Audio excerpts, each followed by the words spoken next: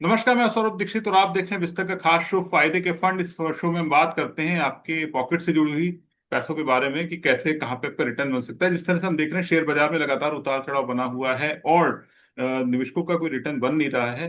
बहुत सारे निवेशकों के सवाल रहते हैं कि एसआईपी बंद कर दें या फिर इसको जारी रखें, और ऐसे मार्केट में क्या करना चाहिए। आज हमारे साथ इस शो में बहुत ही खास मेहमान मौजूद है। हमारे साथ मौजूद है Devi Prasad Nair sir, chief business officer हैं हेलियोस इंडिया के। सर, बहुत बहुत स्वागत है आपको विस्तार पर।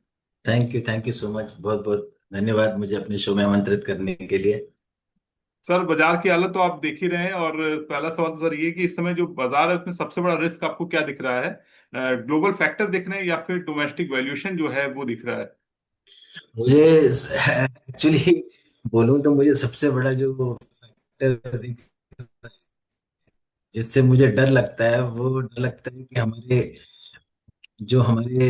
बाजारों में नॉर्मली जो डर फैलाया जाता है जी इक्विटी इन्वेस्टमेंट को लेके, जी जी उसका जो क्वांटम है वो बढ़ जाता है। जितनी नेगेटिव न्यूज होती है, लोग बोलते हैं ये बेच दो, वो बंद कर दो, दुनिया बर्बाद हो जाएगी, सब खत्म हो जाएगा। तो मेरे को सबसे ज्यादा डर उस चीज का लगता है। बट वैसे अगर बात करूं तो देखिए, बाजार इक्विटी का कभी भी ऐसा नहीं रहा है कि इक्विटी को हर साल आपको रिटर्न डिलीवर करना है, राइट। जी इक्विटी हम जब भी देखते हैं एज एसेट क्लास, देखते हैं कि ओवर एक एक 5 साल 10 साल के पीरियड में वो आपको जो इकोनॉमिक ग्रोथ होती है, जो कॉर्पोरेट अर्निंग में ट्रांसलेट होती है, उसके थ्रू आपको उससे मुनाफा होता है ना। जी और वो इन्फ्लेशन को बीट करता है, net net of tax effective compounding vehicle है। तो इक्विटी को हमेशा लॉन्ग टर्म के नजरिए से देखना चाहिए। शॉर्ट टर्म में प्रॉब्लम्स आती हैं, जैसे अभी आई हुई है। अभी जैसे इससे पहले हमारी प्रॉब्लम थोड़ी ग्रोथ रिलेटेड थी। अगर एक साल जी पहले देखें, हम कुछ 18 महीने हो गए हमारे मार्केट को अंडर परफॉर्म करते हुए, है ना। जी जी जी तो पहले ग्रोथ रिलेटेड प्रॉब्लम थी, फिर उसको एड्रेस किया, तो अब आके ये वॉर वाली सिचुएशन आ गई। तो अ, तो वो सारी चीजें बाजार को इम्पैक्ट करती है, क्योंकि इस बार क्या है कि जो जो युद्ध हो रहा है वो हमारे बिल्कुल नेक्स्ट डोर में हो रहा है ना। जी और क्योंकि नेक्स्ट डोर में हो रहा है, और जहाँ से तेल वगैरह की जो जो हमारी खपत है सबसे ज्यादा, मतलब ऑलमोस्ट 80-90% ऑफ हमारा जो तेल है वो हम इम्पोर्ट करते हैं। और फिर वो बाकी सारी चीजों में भी जाता है। और बाकी जो भी हम वहां से बाहर से मंगाते हैं, जो भी इम्पोर्ट करते हैं अपनी कंट्री में, उन चीजों में थोड़ा सप्लाई चेन में थोड़ा जो है इम्पैक्ट आया है, जिसके चलते बाजार भी उसको फिर प्राइसिंग करने लगता है कि ग्रोथ थोड़ी स्लो होगी, जी जी फ्यूचर की ग्रोथ स्लो होगी, कंजम्पशन स्लो होगा, तो उसको प्राइसिंग करने लगता है।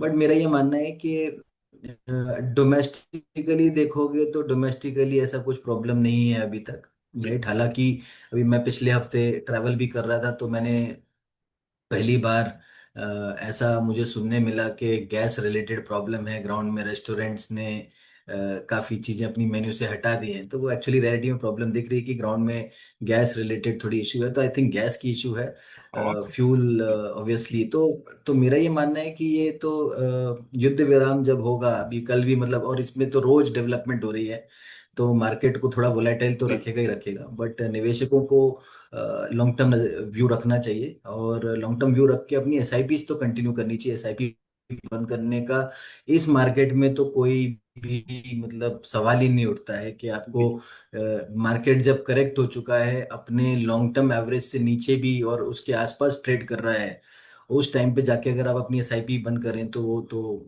मैं नहीं मानता, और मैं सजेस्ट नहीं करूंगा कि लोगों को एसआईपी बंद करनी चाहिए। एसआईपी एक हैबिट है, और इन्वेस्ट करने की और एक्यूमुलेट करने की यूनिट्स, एसेट एलोकेशन बनाए रखना चाहिए इन्वेस्टर को अपना। एसआईपी कंटिन्यू करनी चाहिए। जी। सर, आप एक बात कर रहे थे कि मार्केट में जो डर फैलाया जा रहा है वो है, और हमने ऐसा देखा है जब मार्केट चलने लगता है तो ऐसी खबरें आने लगती हैं, रिपोर्ट आने लगती है कि मार्केट गिरने का डर है। जब गिर जाता है अच्छा खासा तब आता है कि हाँ अब चढ़ेगा चढ़ेगा, तो बहुत बड़े बड़े टारगेट आने लगते हैं। क्या करना चाहिए जब ऐसी रिपोर्ट आती हैं? देखिए, मेरा ये मानना है, निवेश जो आम आदमी है, जो आम निवेशक है, जो मेरी तरह आम निवेशक, चलो मैं बाजार में बैठा हूँ, मुझे थोड़ा ज्यादा पता है आपसे, बट जो आम आदमी है उसको अपने लॉन्ग टर्म सेविंग्स पे फोकस करना चाहिए, और जी अपना जो नॉर्मल काम कर रहा है उस काम पे फोकस करना चाहिए, ताकि वहां से कैश फ्लो आए, और ये कैश फ्लो आप इन्वेस्ट करो। आप देखोगे कि आपके पास में ऐसे कौन से इंस्ट्रूमेंट है जहां पे आप पैसा लगा के अपना वेल्थ क्रिएट कर सकते हो। अल्टीमेटली जी कोई भी मतलब इन्वेस्ट कर रहा है, तो जी वो इन्वेस्ट कर रहा है या तो फ्यूचर के किसी गोल को उसको उसकी उसके लिए, या फिर वो इन्वेस्ट कर रहा है वेल्थ क्रिएशन के लिए, है ना। जी अब आप वेल्थ क्रिएशन में देखेंगे तो आप रियल एसेट्स में देखिए कौन से ऐसे एसेट्स हैं जहाँ पे आपका रिटर्न बनता है ना। तो हर चीज में हम तेजी में ही घुसते हैं, तो मैं बोलता हूँ जी कि इन्वेस्टर को अपना एसेट एलोकेशन मेंटेन रखना चाहिए, कि इक्विटी भी होना चाहिए, गोल्ड भी होना चाहिए, राइट, डेट भी होना चाहिए, सारा एसेट एलोकेशन मेंटेन करके और अपना शांति से वो अपना पैसा वहां पे बिना नॉइस के इधर उधर हुए घबराए। सबका अपना एक रिस्क होता है, राइट। अगर जी आप हेनरी मार्कोविच का वो एफिशिएंट मार्केट हाइपोथेसिस पढ़ोगे तो वो ये बोलता है कि बॉस हर पोर्टफोलियो के हर रिस्क के लिए एक पोर्टफोलियो है, राइट। जी तो अगर हर रिस्क के लिए एक पोर्टफोलियो है तो हर इन्वेस्टर की एक अपनी रिस्क एपिटाइट है, तो अपने रिस्क एपिटाइट के हिसाब से वो अपने एडवाइजर से एक सलाह मशवरा करके एक एसेट एलोकेशन निर्धारित कर सकता है कि नहीं मैं 60% या 65% इक्विटी में डालूंगा अपनी एज के हिसाब से, अपनी रिस्क के हिसाब से, और उसको कंटिन्यू करते रहना चाहिए। और जब जब क्योंकि देखिए क्या है कि मार्केट जो है ना, मार्केट आप ये मान के चलिए कि market is like a pendulum, ठीक है। जी तो और ये ना हमेशा एक्सट्रीम पे रहता है, ठीक है। तो एक्सट्रीम ग्रीड और एक्सट्रीम फियर कभी बीच में तो रहता नहीं जी जी है ना। तो जब एक्सट्रीम, जब मतलब जैसे 2024 में देखेंगे तो लोगों ने सारे वैल्यूएशन ही मतलब बोला नहीं नहीं नहीं तो होता ही नहीं है। हमारे पास हर चीज का नैरेटिव आ जाता है, राइट, कि मतलब वैल्यूएशन का नैरेटिव आ जाता है।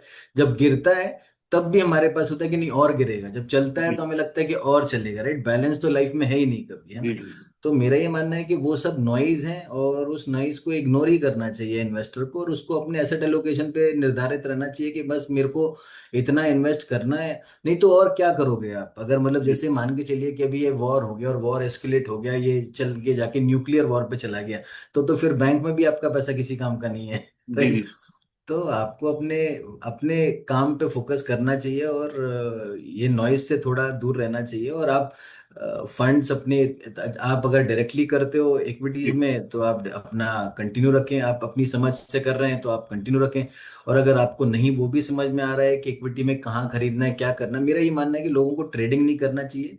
एक इन्वेस्टर एक लॉन्ग टर्म व्यू लेके निवेश करना चाहिए बाजारों में, क्योंकि वो लॉन्ग टर्म में ही समझ में आता है कि कौन कौन सा बिजनेस चलेगा कौन सा डूबेगा, राइट। जी आपको वो नहीं समझ आता है, आपकी ये एबिलिटी नहीं है वो समझने की, तो हमारे पास है बहुत बहुत नामचीन और एक्सपीरियंस म्यूचुअल फंड मैनेजर्स हैं। हमारे यहाँ पे भी 30-30 साल का अनुभव है हमारे इन्वेस्टमेंट टीम वालों का। तो ऐसे फंड्स में आपको निवेश करना चाहिए और शांति से आपका जो रूटीन काम है, जो आपका मेन वर्क है, जिसके थ्रू आपको वो आय आ रही है, उस पर फोकस करना चाहिए। सर हमने देखा है इस समय मार्केट में एफपीआई जो है लगातार बिकवाली कर रहे हैं, वो लंबे वक्त से बिकवाली करते हैं, लेकिन जो इंडिया का मार्केट है वो पूरी तरह टूट नहीं रहा है। तो कह सकते हैं हम्म। कि जो इंडिया का मार्केट है अब वो जो है डीआईएस ड्रिवन हो चुका है, अच्छी तरह संभाल लें डीआईएस मार्केट को। देखिए सब ना मतलब मेरा ये मानना है कि ऐसा कोई भी एक पार्टी उसको ड्राइव नहीं करता है, सबका अपना जी व्यू होता है। देखिए एक एक है डॉलर इन्वेस्टर, एक है रुपी इन्वेस्टर, राइट। डॉलर इन्वेस्टर के लिए क्योंकि डॉलर रुपये के हिसाब से मतलब खराब होता जा रहा है, तो उसके लिए उसको उसका रिटर्न कम होता है। जब उसको रिटर्न नहीं दिख रहा है और उसको दिख रहा है कि और मेरा रुपया डिप्रिशिएट हो रहा है, तो उसको जब वो इम्पैक्ट दिखता है तो वो बेसिकली मतलब वो अपना इन्वेस्टमेंट उतना कम करना चालू कर देते हैं, जैसे जो भी बिकवाली पे हम आते हैं, अभी बिकवाली जो हो रही है, जी राइट। जी और जो रुपया वाला इन्वेस्टर है उसके लिए तो वैल्यूएशन, हम तो आईएनआर इन्वेस्टर हैं, हमारे लिए तो हमको वैल्यूएशन अच्छी दिख रही है, राइट। तो जी हमें अपना, हमें तो डॉलर रिटर्न नहीं मिलने वाला, हमें तो रुपया रिटर्न मिलने वाला है। तो रुपया वाले को ठीक लग रहा है तो रुपया। और सेकंड क्या है, सबसे बड़ी चीज आप देखिए, जो भी रुपये का निवेश हो रहा है, राइट, जो भी इक्विटी बाजार में आ रहा है वो आ रहा है म्यूचुअल फंड्स के थ्रू। अब म्यूचुअल फंड्स इतने शॉर्ट टर्म व्यू से इन्वेस्ट नहीं करते हैं ना, तो जो भी आ रहा जी है फंड्स फ्लो के थ्रू एसआईपी आ रही है। जी म्यूचुअल फंड हमेशा लॉन्ग टर्म व्यू लेके इन्वेस्ट करते हैं, तो वो उनका इन्वेस्टमेंट, तो एक जन तो खरीदेगा ही, जब कोई बेच रहा है तो कोई ना जी कोई तो खरीद रहा है, क्योंकि क्योंकि उसको लग रहा है, जिस जो भी खरीदार है उसको लग रहा है कि नहीं यहाँ वैल्यू है यहाँ पे मतलब। और हम डोमेस्टिकली बैठे हैं, हमको ग्रोथ दिख रही है। अच्छा, अब हमारे साथ में प्रॉब्लम क्या हुई कि एक तो हमारी ग्रोथ की प्रॉब्लम थी, जी फिर उसके बाद में सेकंड प्रॉब्लम है कि पिछले साल जो एआई ट्रेड चला है, अब हम एआई ट्रेड में थे ही नहीं, जी तो एआई ट्रेड का पैसा घूम के बाहर चला गया। सेकंड क्या हुआ कि हमारे देश में हमने जो गोल्ड वर्ल्ड की जो इंपोर्ट है, वो हमारी गोल्ड की इंपोर्ट काफी बढ़ गई थी हमारा। फिर और क्या हुआ, आपका 65 का जो तेल था वो अभी जी ऑलमोस्ट 80-90-100 के आसपास चला गया, 100 से ऊपर चला गया, राइट। तो हर जगह से हमारे इंपोर्ट में हमें मार पड़ी, जिसके चलते करेंसी पे मार पड़ी, राइट। तो करेंसी डॉलर रिटर्न कम दिखने लगा, और डॉलर रिटर्न की जो एक्सपेक्टेशन है वो भी निवेशकों की कम हो गई। तो इसलिए जब तक डॉलर स्टेबल नहीं होगा, राइट, तब तक मतलब थोड़ा निवेशकों का, फॉरेन निवेशकों का आना, उनको मतलब अट्रैक्ट, देखिए बाजार पिछले अगर आप 3 महीने का रैंकिंग देखें, जी राइट, तो जी हमारे बाजारों में मतलब हमारे बाजार ने ऊपर आना तो चालू कर दिया 3 महीने की रेट में। और हम वो देख के मेरे हिसाब से किसी ना किसी दिन तो एफआईआईज वापस भी आएंगे हमारे मार्केट में, क्योंकि मार्केट की अट्रैक्टिव हमने अंडर परफॉर्म किया है। एक साल में भी देखोगे तो इमर्जिंग मार्केट को, वर्ल्ड मार्केट को हमने अंडर परफॉर्म किया है। वैल्यूएशन हमारी अच्छी हो गई है, राइट। ग्रोथ, इतना डाइवर्सिफाइड मार्केट है कि मतलब जैसे आप बाहर के मार्केट में कोई चिप बना रहा है, एक एक दो दो स्टॉक है जिनके चलते बाजार चल रहे हैं। हमारे मार्केट में इतना डाइवर्सिफाइड बिजनेस है, राइट, कि हमारे पास में बैंक्स भी हैं बड़े बड़े, हमारे पास कंज्यूमर कंपनियां भी हैं। जी काफी डाइवर्सिफाइड बास्केट है, फार्मा है, टेक है, राइट, काफी डाइवर्सिफाइड बास्केट है। तो इंडिया इग्नोर तो नहीं कर सकते, और एक सिंगल लार्जेस्ट ऐसी इस स्पेस पे ग्रो करने वाली एक लार्जेस्ट इकोनॉमी है, राइट। हर 7 साल 6 साल में हम जिस स्पेस पे हम ग्रो कर रहे हैं, अगर आप जी लगा लेंगे 12-13% पे कर ले, तो हर 7 साल में इकोनॉमी डबल हो जाएगी, जी राइट। जी तो तो लॉन्ग टर्म व्यू में तो कोई प्रॉब्लम है नहीं इंडिया की। और देखिए फिर बात आती है कि आईटी में हो रहा है, तो आई थिंक उसका उसका भी कुछ ना कुछ निकल के आएगा। देखिए तो इवेंचुअली वो मतलब आज जो मर्मरिंग होती है कि जॉब लॉसेस आएंगे, राइट, बट वो जीसीसी में भी जो कैपेसिटी सेंटर सेटअप हो रहे हैं उसमें कुछ जॉब्स अब्जॉर्ब हो जाएंगी, राइट। तो कुछ ना कुछ नया भी निकल के आएगा। तो शॉर्ट टर्म में हिकअप्स होते हैं, बट लॉन्ग टर्म में मेरा नहीं मानना है कि कुछ, long term structure remains intact for India. जी सर, रुपए की आप बात कर रहे थे, जो आपको लगता है कि इसमें जो क्रूड ऑयल है और जो रुपये जिस तरह टूट रहा है उसका सबसे ज्यादा असर पड़ रहा है, और किस सेक्टर जो है उन पे सबसे ज्यादा असर पड़ सकता है? देखिए पहले तो एक चीज और बताना चाहूंगा कि जैसे जी आप पिछले ये देखिए, ये इसमें एक और प्रॉब्लम क्या हुआ है रुपये में, एक और प्रॉब्लम क्या हुआ है कि जो रुपया टूट रहा है उसके पीछे कुछ हद तक ये भी है कि अगर आप पिछले 1-1.5 साल देखेंगे तो काफी सारे फॉरेन कंपनीज हैं, जैसे हुंडई ने अपनी लिस्टिंग करी, फिर आईसीसी जी प्रुडेंशियल ने भी अपनी लिस्टिंग करी, राइट। इन्होंने फॉरेन एमएनसीज ने अपनी लिस्टिंग करी, उन्होंने लिस्टिंग करने के बाद उन्होंने अपना पैसा यहाँ से निकाला, तो उस हिसाब से भी काफी पैसा बाहर गया है। मेरा ये मानना है कि वो सब भी स्लो डाउन होगा, क्योंकि अब प्राइमरी मार्केट में तो रिटर्न दिख नहीं रहा, जी राइट। और तो लिस्टिंग का माहौल बन नहीं रहा कि और भी कोई लिस्टिंग कराए और डाइल्यूट करके पैसा बाहर ले, तो वो भी कम होना चालू होगी, तो उससे भी रुपया को काफी सपोर्ट मिलेगा। और जी प्लस जो अभी गवर्नमेंट ने भी स्टेप लिए हैं, right, in terms of gold और बाकी चीजें, राइट। जी तो वो भी मेरे हिसाब से कुछ हद तक उस पर लगाम लगाएंगी कि मतलब और प्लस मेरा ये मानना है कि इसको जैसे आज जो हमारा हमको आज जरूरत है डॉलर की, जी राइट, हमें डॉलर लाना है ना, डॉलर चाहिए। डॉलर कैसे आएगा? डॉलर आएगा या तो बाहर वाला निवेशक इन्वेस्ट करे, राइट, या फिर वही वही मतलब, और या फिर हमारा तेल की खपत कम हो, या तो आप जी बचाओ या फिर लाओ। हमारी एक्सपोर्ट्स भी इम्पैक्ट हुई हैं, right, because IT services sector सब। तो हमको अब क्या है कि हमको डॉलर, मेरे हिसाब से सिंपलीफाई करके बोलूं तो खरीदना पड़ेगा, थोड़ा महंगा हो जाएगा डॉलर आपके लिए। जी तो मेरे हिसाब से आरबीआई को भी पता है, गवर्नमेंट को भी पता है कि उनको बॉन्ड वॉन्ड इशुएंस करने पड़ेंगे। मेरा ये मानना है कि बॉन्ड वॉन्ड इशुएंस होने चाहिए, एफसीएनआर बॉन्ड इशुएंस होने चाहिए, जिसमें एक हद तक एक लार्ज अमाउंट में डॉलर अगर आ जाए कंट्री में, तो कुछ हद तक वो उस अपने जो करेंसी है उस पे लगाम लग जाएगा, राइट। जी और अगर मान के चलिए कि अगले 30 से 60 दिन के बीच में ये जो अभी जैसे उन्होंने बोला है कि वापस वो टेबल पे जा रहे हैं, बात कर रहे हैं, जी तो उसके चलते भी हो सकता है अगर वो सुलट गया तो भी मतलब गिरावट पे थोड़ी लगाम तो लग जाएगी, स्टेबिलिटी आ जाएगी। और फिर रही बात जो देखिए, एक इम्पैक्ट तो पूरे बाजार में आ रहा है, राइट। जी इम्पैक्ट बाजार में कैसे आता है कि इसका तो चेन इम्पैक्ट होता है, राइट। तो पहले जो ऑयल है, ऑयल के फिर डेरिवेटिव हैं, फिर उसके बाद आप मान के चलिए कि छोड़ा बहुत इम्पैक्ट, तो जैसे गैस नहीं आ रही है, अब गैस नहीं आ रही तो रेस्टोरेंट नहीं चल रहा है, रेस्टोरेंट नहीं चल रहे हैं तो इम्पैक्ट तो आएगा ही ना, मतलब वहां पे रोजमर्रा की जिंदगी में इम्पैक्ट तो आएगा ही। अ, तो पूरी इकोनॉमी में थोड़ा बहुत इम्पैक्ट आ सकता है, राइट। ग्रोथ में इम्पैक्ट आ सकता है, कॉर्पोरेट अर्निंग में 1-2 क्वार्टर में इम्पैक्ट थोड़ा बहुत देखने मिल सकता है, अगर ये ज्यादा दिन प्रोलॉन्ग रहा। बट मुझे ऐसा लगता है कि ये कहीं ना कहीं जाके 30-40-45 दिन में सेटल हो जाएगा। ऐसी हम उम्मीद रख रहे हैं। अब हम बियॉन्ड अ पॉइंट तो क्या ही हम इसको प्रिडिक्ट कर सकते हैं, बट होना चाहिए। और थोड़ा बहुत अगर तेल भी नीचे आ गया, थोड़ा बहुत हमने FCNR बॉन्ड भी इशू कर दिए, थोड़ा बहुत डॉलर भी आ गया, थोड़ा हमारी मार्केट की अट्रैक्टिवनेस है अगर ये सुलट गया, हमारी मार्केट की रिटर्न अच्छी दिखने लगी, और निवेशकों को मतलब डॉलर रिटर्न में जो इन्वेस्ट कर रहा है उसको स्टेबिलिटी दिख रही है करेंसी में, और उसको एक्सपेक्टेड रिटर्न, तो देखो हमारा मार्केट तो बहुत अट्रैक्टिव है। मार्केट में जी पहले ऐसा था कि आपको केवल अर्निंग रिलेटेड ग्रोथ आती, राइट? अब तो आपको मार्केट में दोनों तरफ से गेन आने के चांसेस है, कि एक तो अर्निंग की आएगी, और दूसरी जो पी जो बिल्कुल ऑलमोस्ट एवरेज पे आ गई, तो जो पी थोड़ी बहुत री रेट होगी उसकी भी आएगी, राइट? तो दोनों तरफ में फायदा हो सकता है। तो हम श्योर जो हम मतलब जो फॉरेनर है उसको भी ये दिख रहा होगा। तो आई जी थिंक मुझे नहीं लगता कि इंडिया में, और बाकी बाजार भी बहुत काफी भाग गए हैं राकेट, बाकी बाजार भी काफी भाग गए हैं। जी। तो तो और हमारा मार्केट थोड़ा ठंडा हो गया है, थोड़ा वैल्यूएशन करेक्ट हो गई है, थोड़ा ठीक ठाक लगने लगा है। तो मेरे हिसाब से फ्लोज तो आने चाहिए। सर आज के वक्त में अगर पैसा लगाना हो तो टॉप सेक्टर्स आपको कौन से नजर आ रहे हैं जहां पे पैसा लगाना चाहिए, जिनको फोकस में रखना चाहिए? देखिए हमारे फंड में तो हम लोग बैंकिंग वगैरह में काफी अच्छा पैसा लगा हुआ है, राइट? हम आईटी से बाहर हैं, आईटी हमने, क्योंकि वो डिसरप्ट हुआ हुआ है।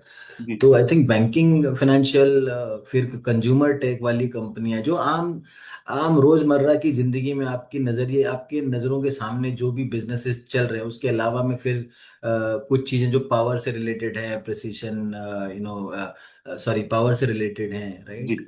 इन सब में, और कंज्यूमर टेक कंपनीज में, इन सब में पैसा लग रहा है, और मेरे हिसाब से यहीं पे ज्यादातर अ, मुझे लगता है कि ग्रोथ आएगी। बैंक्स हुआ, फाइनेंशियल्स हुए, वेल्थ मैनेजमेंट कंपनीज हुई, राइट? इन सब में ज्यादातर ग्रोथ आएगी। कोई ऐसा सेक्टर सर आपको लग रहा है जिसे बाजार भी इग्नोर करके चल रहा है लेकिन उसमें एक बड़ा मौका हो सकता है आने वाले वक्त में? देखिए अगर आप पूरा ब्रॉडर मार्केट में वैल्यूएशन देखें तो ऐसा कोई भी सेक्टर नहीं है। जैसे कि एक एक टाइम होता था, मैं अभी भी देखता रहता हूँ, तो एक टाइम होता था जब कि आपको दिखता था कि ओके ये सेक्टर में ना काफी मार पड़ी है, राइट? जी और यहाँ पे मतलब वैल्यू है, डीप वैल्यू। तो आप अगर देखोगे कि मोस्ट ऑफ द सेक्टर ना अभी पिछले 3-4 साल में काफी सारे सेक्टर चले हैं, तो जी किसी में ऐसा डीप वैल्यू वाला सीन नहीं है, राइट? वैल्यू है, डीप वैल्यू वाला सीन नहीं दिख रहा है कि किसी सेक्टर में। और जिसमें मतलब काफी करेक्शन आया, उसमें करेक्शन रीजन के चलते आया, जैसे आईटी में करेक्शन आया है, जी। राइट? तो वो कुछ कारण उसके डिसरप्शन के चलते आया है, तो वो तो, बट मेरे को नहीं लगता कि कहीं पे बहुत ऐसा कोई सेक्टर है जिसमें बहुत डीप वैल्यू है, राइट? बट हमको ये लगता है कि बैंकिंग जैसे अभी जो भी डिसरप्शन है, जिसके चलते वर्किंग कैपिटल में डिसरप्शन आएगी, क्रेडिट ग्रोथ पिकअप हो रही है, तो हमें लगता है कि बैंक शायद अच्छा करेंगे। बैंक्स ने पिछले 2-3 साल में कुछ खास रिटर्न नहीं दिया है, जी। तो बैंक्स अच्छा कर सकते हैं। तो मतलब हम तो वहां पे ओवरवेट हैं बैंक्स, तो जैसा मूड माहौल बना प्राइवेट अगर बैंक। कल की जिस तरह के मूड माहौल अभी हम मार्केट में देख रहे हैं, अगर कल को ग्लोबल मार्केट अगर वो क्रैश कर जाते हैं तो इंडिया कितना सुरक्षित है, इंडिया का मार्केट क्या लगता है आपको? देखिए जब पूरे बाहर, घर के बाहर आग लगी होती है, तो डर तो आपको भी होता है कि आपके घर में भी वो स्प्रेड होगी, राइट? तो जी अगर पूरा बाजार ही गिर रहा है, मेरे को ऐसा सीन दिखता नहीं है पहली बात तो, कि पूरा वर्ल्ड गिरेगा, मतलब अनटिल अनलेस के कोई न्यूक्लियर वॉर हो जाए और कुछ और चीजें हो जाए, या कुछ कैटास्ट्रॉफिक इवेंट हो जाए, ऐसा पूरे बाजार के गिरने का कुछ सीन तो दिख नहीं रहा है। जी तो मुझे नहीं लगता है कि पहली बात ऐसा होगा। और अगर ऐसा होगा तो देखिए उस प्रोपोर्शन में इम्पैक्ट तो हमको भी आएगा, राइट? हम थोड़ी मतलब हम भी मतलब रिलेटेड ही हैं। हम अब देखिए बाहर में युद्ध हो रहा है, हमको इम्पैक्ट आ गया, राइट? जी जबकि हम सोच रहे थे कि हमको, हमारी मैक्रो बहुत डोमेस्टिक आप देखोगे तो बहुत स्ट्रांग है, राइट? बट जी हमको भी इम्पैक्ट आ रहा है, क्योंकि हम तेल से हमको इम्पैक्ट आ रहा है। तो जी। वो तो इम्पैक्ट हमको भी, अगर फ्यूचर में भी ऐसा होगा तो इम्पैक्ट तो आएगा ही। सर महंगाई जिस तरह बढ़ रही है आपने देखा ही होगा, और चौतरफा मंदी की खबरें आ रही हैं, हर तरफ से खबर आ रही है मंदी आ सकती है, डराने वाली खबरें आ रही हैं, इशारा कर रही हैं। क्या करना चाहिए निवेशकों को? निवेशकों को पहली बात तो जैसे मैंने बोला है कि उनको एसेट एलोकेशन मेंटेन करें, और मैं तो बोल रहा हूँ कि इक्विटी खरीदें। ये टाइम जी इक्विटी जी खरीदने का, इन्फ्लेशन आ रही है, तो इन्फ्लेशन तो देखिए, मतलब सीन तो बना हुआ है इन्फ्लेशन का, राइट? मेरे हिसाब से इन्फ्लेशन आएगा भी, है ना? तो आप अगर कंज्यूमर प्राइस में भी देंगे, सीपीआई भी आएगा और डब्ल्यूपीआई भी आएगा, तो दोनों तरफ से आएगा। कि जी एक जगह कॉर्पोरेट प्रॉफिट में भी हिट आएगा जहाँ पे उनके मार्जिन श्रिंक होंगे, राइट? तो वो भी जी होगा, और हम नॉर्मल कंज्यूमर को भी इम्पैक्ट आएगा, दोनों लेग में इम्पैक्ट तो आएगा इस चीज का। जी और थोड़ा बहुत इन्फ्लेशन चाहिए भी होता है, बिकॉज नॉमिनली तो आपकी जीडीपी ग्रो हो रही होती है उसी की कॉर्पोरेट, तो थोड़ा बहुत इन्फ्लेशन तो चाहिए होता है, जी राइट? बट मेरे को नहीं लगता कि बहुत ज्यादा इन्फ्लेशन का, मतलब डीप इन्फ्लेशन का, वेरी हाई इन्फ्लेशन की सीन है।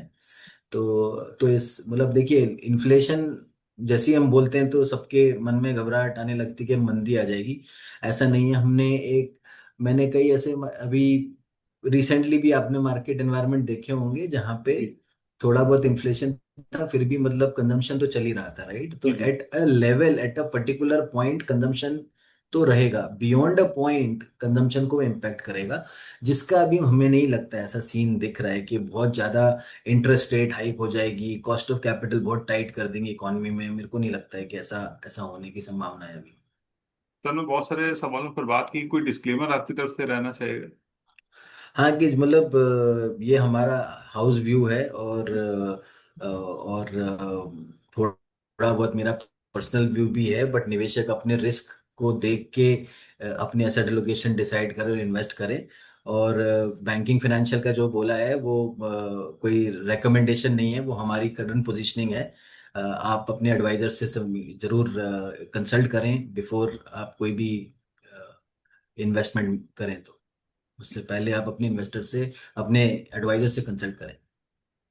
देवी प्रसाद नायर सर के हमने बहुत सारी बात की, जिस तरह से मार्केट में डर का एक माहौल फैला हुआ है, सर ने समझा कि ये माहौल जो डर का फैला हुआ है, उसमें क्या करना चाहिए, और एसआईपी जारी रखनी चाहिए नहीं जारी रखनी चाहिए, और क्या कुछ हो सकता है। रुपए के बारे में भी हमने बात करी, क्रूड ऑयल पर भी बात करी। आपको ये बातचीत हमारी कैसी लगी, कमेंट बॉक्स में बताइएगा। आपके कुछ सवाल हो तो जरूर लिखिएगा, हम फिर से सर से उन सवालों पर बात करेंगे। सर, आपने इस तक को अपना समय दिया, हमने बहुत सारे सवालों पर बात की, बहुत कुछ मुझे भी सीखने को मिला आपसे। Thank you sir. Thank thank you so much, धन्यवाद, thank you. You. Thank you.